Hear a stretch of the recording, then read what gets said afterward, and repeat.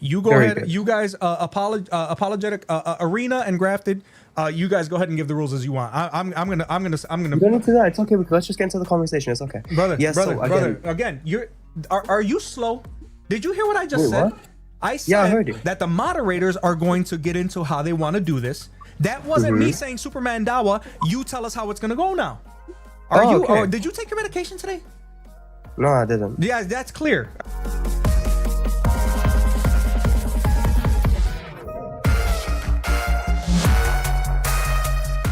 I don't care what you want. I'm reading you what the Islamic dilemma is, and then you Why can are say so whatever you rude, want bro? to. I've done nothing wrong to you, bro. Because Like, nobody cares the way that you want me to speak. You guys it's fine. think Let's that you get to come the in argument. here and you audit the way that people speak, and I don't understand it because maybe you're used to that. I get it, but you don't get to come in and constantly talk over people and then think that we're just gonna sit here and listen and do things the way you want us to do on our show. If you want that, then start your own channel, go somewhere else, and you can do that to people. But here, I'm not gonna allow it. All right. So Can I say something? Of course, Grafted. Go ahead. This guy, sorry for cutting everything, Maverick. This guy's being a little bit obtuse. Yeah, he is. And I'm going to call this out because, Mandawa, you came in going, I baked every. While that was being addressed, you were like, let's move on, I have something to talk about. Yep. You wanted to talk about the Islamic dilemma, and then you know what it is because you've heard Maverick speak about it. You know what the debate brief is. Yep. Now you're asking him to press for a claim, and I know why you want to do that. It's because you want to ask for substantiation. But it seems like you're the one who wants to make a claim. So why don't you just make the claim? Let's just get into it. Right. So again, I'm going to ask you, don't talk, just listen. And then when I'm done, you can talk for as long as you want. As a matter of fact, I have what I consider two very high integrity moderators, the Apologetic Arena and Grafted Apologetics. Okay. I'm going to read to you what it is, and then I'm going to let them set it up how they want. I don't even care how they want it. All right. So at the end of the day, this is what it is. The Islamic dilemma refers to a theological and epistemological inconsistency within Islamic claims about the Bible and the Quran.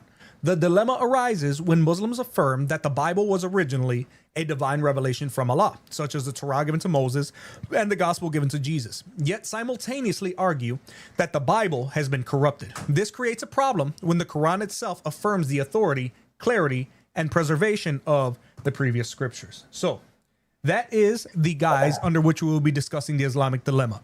You go Very ahead. good. You guys, apologetic arena and grafted. You guys go ahead and give the rules as you want. I'm gonna. You don't need to do that. It's okay. Let's just get into the conversation. It's okay. Brother, Yes. brother, So again, brother. Again, are you slow? Did you hear what I just Wait, said? what? I said Yeah, I heard you. that the moderators are going to get into how they want to do this. That wasn't me saying Superman Dawah. You tell us how it's gonna go now. Are you? okay. Or did you take your medication today? No, I didn't. Yeah, that's clear. All right, go ahead. You guys, let us know how it's gonna go, man. How about 3-minute opening statements each, 2 minutes for rebuttal, and then another 2 minutes for cross-exam? Sure. I Superman, guess that- Superman Dawah, you go first. Yeah, okay. Wait, you want me to give an opening statement? Okay. I'm gonna show how stupid Brother Maverick is because he doesn't understand the distinction between the Injil, meaning the spoken word which was given to the prophets from Allah, and the physical book, which is going to be, of course, Graphema, as he said before as well.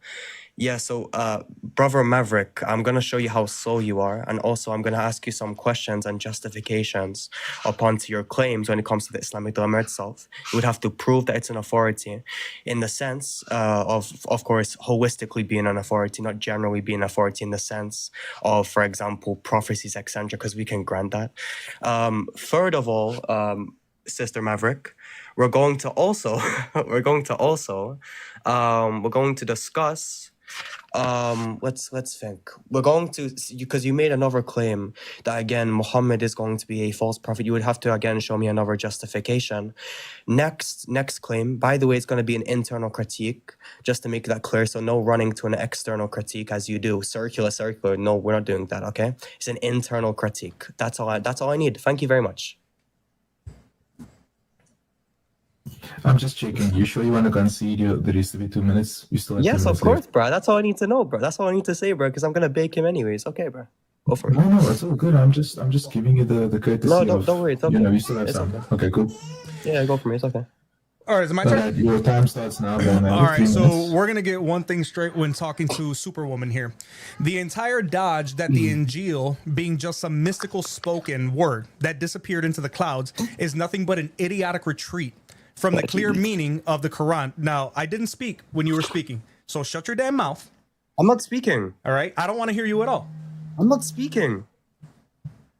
Now, again, Superwoman here decides that he thinks that the Injil is this mystical thing that disappeared, absent any historical evidence whatsoever. Okay.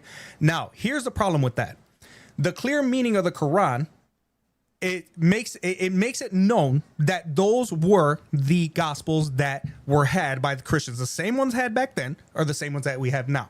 So here's why none of what this clown just said gets him out of the problem. First, the Quran directly affirms the scriptures that were in the possession of the Jews and the Christians in Muhammad's own time. Surah 543 literally says, "But how do they make you a judge while they have the Torah, in which is the judgment of Allah?" The Christians are told, "Let the people..." Good job, mama.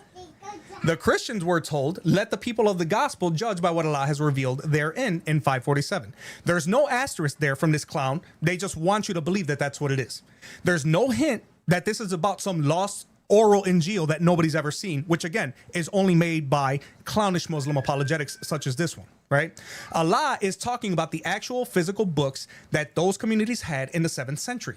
Secondly, classical Muslim scholars, including Ibn Kathir and Al-Tabari, never argued that the Injil and Torah referred to some mysterious spiritual message distinct from the written text. Ibn Kathir says explicitly in his tafsir of 547 that the gospel here is what the Christians possessed.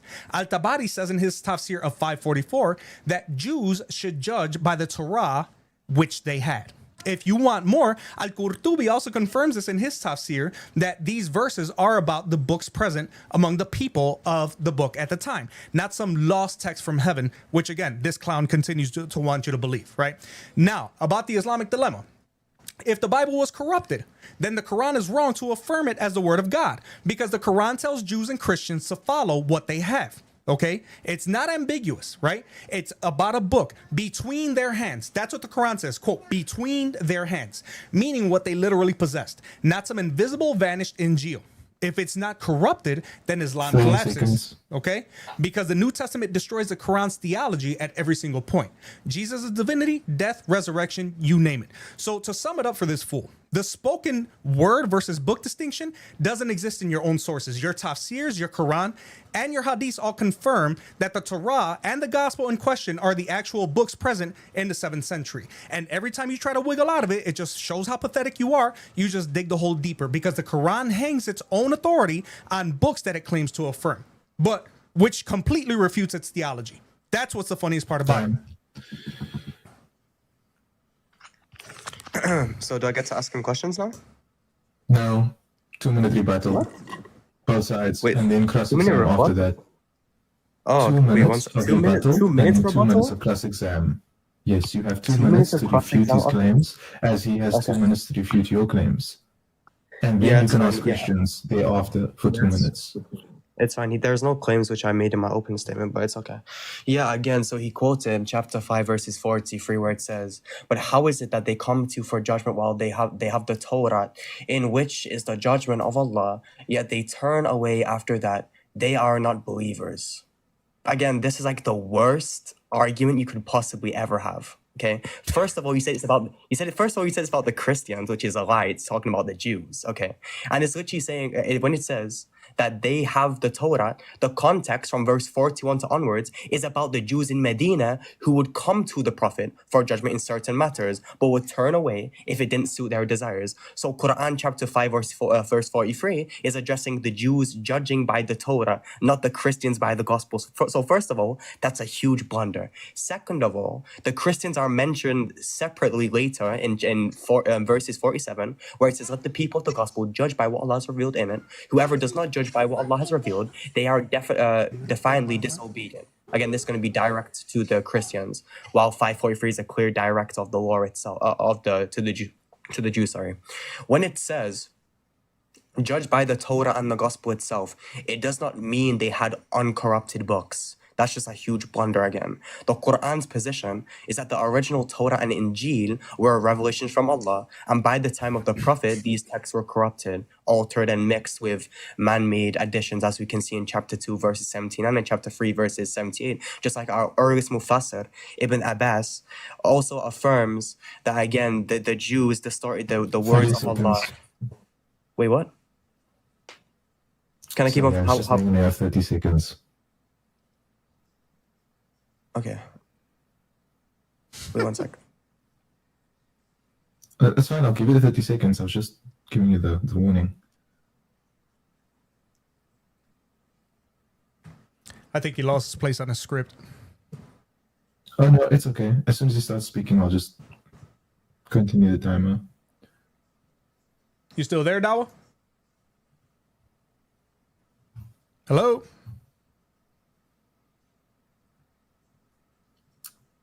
The sound is up, ladies and gentlemen. You guys see? Imagine he went out of TikTok. No, I think he ran away.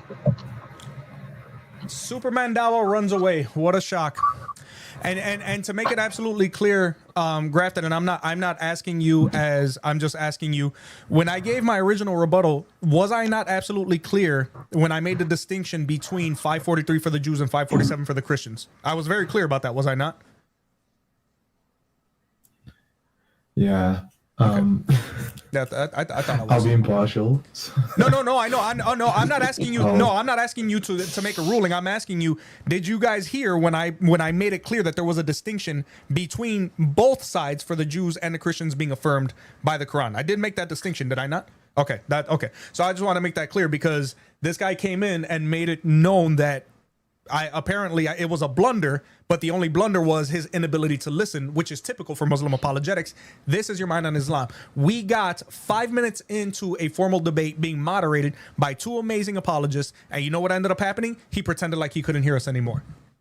We had the Muslim, the other one, the Muslim was that was Superman Dawah. Muslim Apologetic was in my chat section. He said he wanted a debate. Everybody's been telling me to debate him. I just came in and told him, you guys heard again. I asked him to come in and debate, right? I said, come in now. You're here. Stop coming in the comment section. I have two moderators. You know what he did? He stopped chatting in the chat.